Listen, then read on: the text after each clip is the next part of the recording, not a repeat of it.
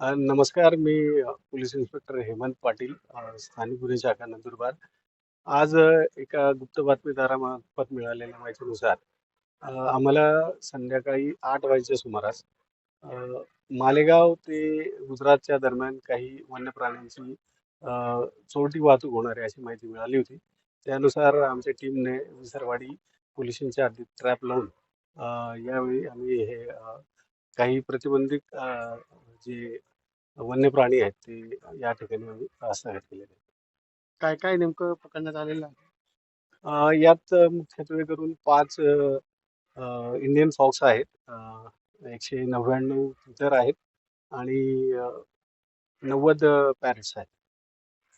साधारणतः किती लोक घेऊन जात होते? किती लोकांवर गुन्हा दाखल यात झाला? मागे जे वाहन आहे आयशर वाहनासह 3 इसमांना आम्ही ताब्यात घेतले. सर नेमकं हे कशासाठी घेतले जातं का प्राथमिक अंदाज काय? नाही, ही जे प्रतिबंधित वन्य प्राणी आहे, यांची तस्करीसाठी ही चोरटी वाहतूक झालेली आहे. प्रथमदर्शनी इतकंच निष्पन्न झालं.